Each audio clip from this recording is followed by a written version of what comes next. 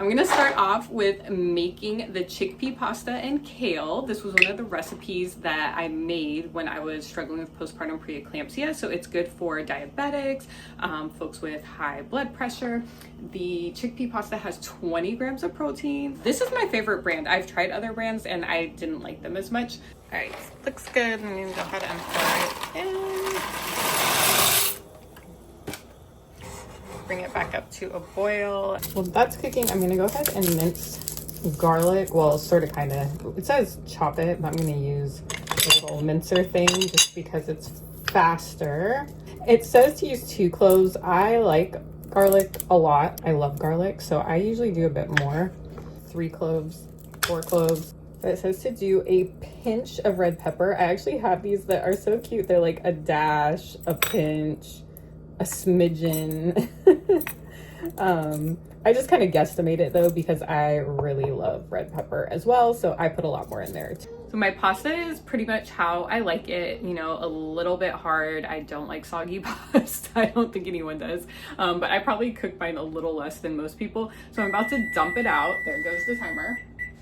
Right on time. About to dump it out, and then you're gonna save a cup of the water from the noodles in case you need to use it with your kale. What I actually usually do is just leave a little bit of water in the pan. I don't really measure it, not that much. I still have the cup set off to the side just in case I need it. For the next part, we're just gonna take olive oil. We're gonna do 1/4 cup. Turn this on. Been cooking, so it's messy. Need to clean our stove, but we're doing food prep right now for the week. This is the part where you're gonna do the garlic and the pinch of red pepper, or more for me, I'm gonna do pinches, plural. And then it's supposed to be diced, but I prefer to just use the mincer. Once my boyfriend introduced me to this, I'm like, oh my gosh, I am never mincing garlic again or chopping it by hand. I'm gonna have to get this off. This is actually 3 cloves. It says 2, but you know. And then me and my pinches of red pepper here. Like I said, I like a lot. I still put more on afterwards. That's just me. So we're gonna do this for about a minute. You don't wanna do it too hot or you will burn it. So I'm gonna turn it low. I like to go with organic kale from Wegmans or Whole Foods. We're gonna put that in. Just start kind of stirring it a little bit and rotating it at the bottom where all of the oil and the red pepper and the garlic are. Now the original recipe actually calls for mushrooms. I think I've mentioned it in a prior video. I don't like mushrooms, so I don't put them in, but if you do, then you're gonna follow a little bit different instructions. Actually follow the ones that are on there. This is just my variation. 1/2 teaspoon. I only have the 1/4, so I'm gonna do 2 of those for the thyme. I'm not actually a big lover of thyme, so I'm actually just gonna do 1/4. It's not like one of my favorite ones.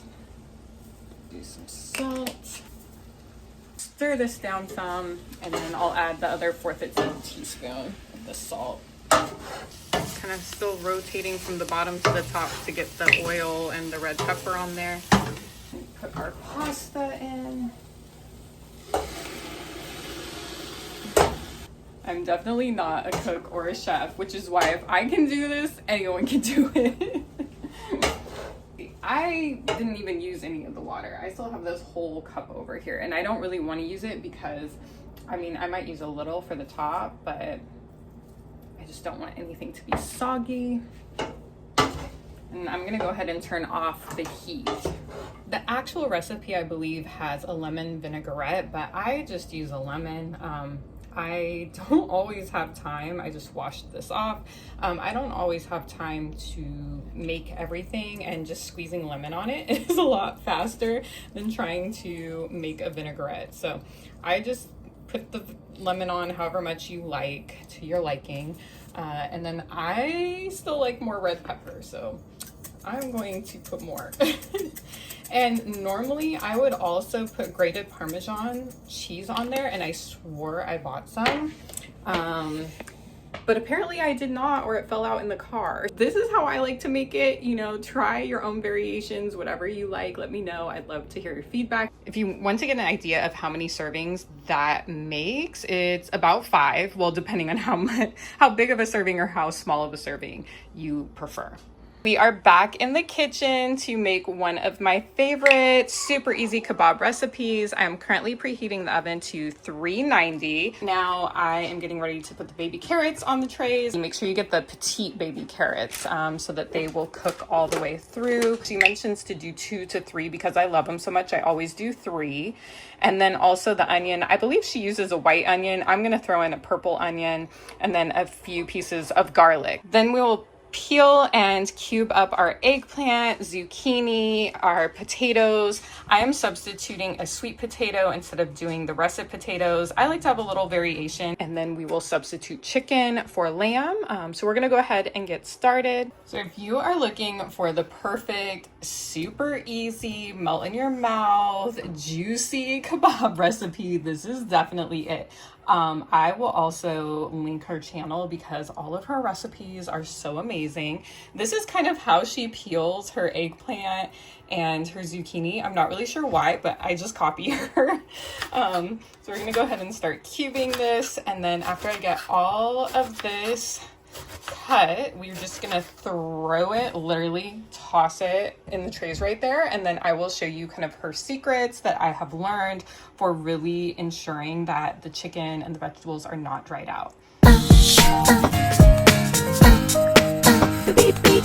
You can see there's still some of the eggplant left over because it's just too much in my opinion. Over here I have cut everything up and put it on both of the trays. I try to equally distribute it, so kind of as I'm cutting it up, a handful on this tray, a handful on that tray. For the lamb substitute, I'm going to be using this chicken, no antibiotics, no added hormones, air chilled, vegetarian fed, all the best that we can do, right? We're trying to keep our food safe. But you know what? Use what you can get a hold of, use what you can afford. So just sort of a preference, I like to use scissors to cut the chicken and trim some of the fat.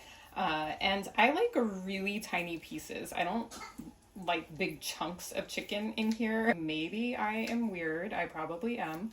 But if you do, you can always cut it up, or you with a knife, or you could use the scissors to cut larger chunks of chicken. I cut myself while I was using the scissors. I was going to say that I actually use the scissors because I'm not great with knives, but clearly I'm not great with scissors either. I cut myself the other day washing stuff in the sink when I didn't see there was a big knife in there. And then of course, everything right now is saying like, oh, Band-Aids have stuff that can cause cancer on them. I'm like, great. So now everything is bad, and there's like 2 brands, I guess, that in the study didn't have the toxic stuff on them. But you know what? Right now, we don't want blood in our food, so we're just gonna go ahead and use a Band-Aid and pray for the best. Back to our regularly scheduled programming, we're gonna go ahead and do the spices. First one is the oregano. We're gonna do a teaspoon of that. I do a teaspoon for each tray. Rosemary. So again, it's your preference. If you don't like one of these, then don't use it, or if you prefer one a little more, use a little less of the other and more of that one. And then my favorite, my all-time favorite, red pepper flakes. So you know I like to use a lot of these, but if it is not your thing, you know, don't use them. Depends how kind of like, not really spicy, but I guess a little bit, how spicy you want it. I wouldn't use 2, but I use a solid teaspoon of that. I tend to go light on the salt because of my history with preeclampsia and the high blood pressure stuff, but also I just don't like a ton of salt. I mean, I do like sea salt and vinegar chips, but other than that, I don't really like salty things, and I don't usually want much salt on things, maybe just enough to taste it a little bit. If you're a regular cook, not me, you can probably eyeball it. I don't know what I'm doing, so I literally just kind of have to follow instructions a little bit with stuff like this. Okay, that would be like 4 right here with this one. So I'm gonna do a little more just because I really don't want them sticking. And then we're gonna mix it all up with our hands, clean hands. And then the reason that the onions aren't really cut up, she says to just use them for flavor. So they're not really there to eat per se. I mean, if you really like onions, you could definitely do that. And then you kind of do a spice check afterwards and see, you know, if it's too little, not enough. If you feel like your vegetables aren't covered enough, you can always add more. I just washed my hands, so I'm just gonna kind of do little black pepper across on them. Smidge more of the salt. And we're gonna get 1.5 cups of water. And then, this is gonna sound really strange, but you are going to get your tomato paste. So you want to go ahead and heat up your water. If you can get it out of your tap hot, that is fine, but we need to filter our water. So I popped it in the microwave for about a minute, and then I went ahead and used my OXO can opener. I love this can opener because it is really easy to grip, and then also for the kiddos, it does not create like a really sharp edge. It's kind of rounded here, and then this, you can see I'm not cutting myself. So that is why I love that can opener. You're gonna grab 2 tablespoons of the tomato paste, and then you're gonna dissolve it into your water. I do it for each tray. She does 1 for her entire tray, but for me, it's just not enough. Let's go ahead and put it in there, kind of dissolve it, stir it up. 1, 2, it doesn't have to be exact. I like more, the more the merrier. It is only going to help to keep your food nice and moist and flavorful. So there we go. We have this. Now what we're going to do is transfer it over here. We're just going to pour it on here. Like I said, I'm using 1.5 cups for each tray, which is more than she uses. But our oven is gas and it heats really quickly, and without doing this it just dries it out and it will burn. Take the parchment paper and we're going to place it on top of each of these. So we have our parchment paper, and then you're going to take the aluminum foil and seal it as tightly as possible on top of each of them, like around all of the edges, to make sure that it is just completely sealed in there. So I went ahead and popped the first one in the oven. Our oven is not big enough for both. It ends up just not cooking them evenly. So I'm gonna cook them separately, and I will show you what it looks like when they're done. It's been about 40 minutes, and you'll just wanna kind of check to see if you need to cook it a bit more. Right here, my vegetables are nice and soft. My carrots could do a little bit longer, so we're actually gonna take off the top covers and do another like 10 to 15 minutes uncovered. I love this little thing, this rack puller. Definitely need to clean the oven. It's been about 6 minutes. I'm gonna double check. It's pretty good here. Move it around. The edges are getting a little charred in the back there. Give it a couple more minutes. Here it is. Now what I like to do is usually put some tzatziki sauce on here. That's really common in the Mediterranean and Middle East. It is like a yogurt cucumber sauce. We don't have that, but I'll probably just use some plain non-fat Greek yogurt. But the tzatziki sauce definitely gets our son interested and willing to eat his food. So I hope this was helpful. I hope if you try this that you enjoy it. Don't forget to like and subscribe, and I will catch you all soon.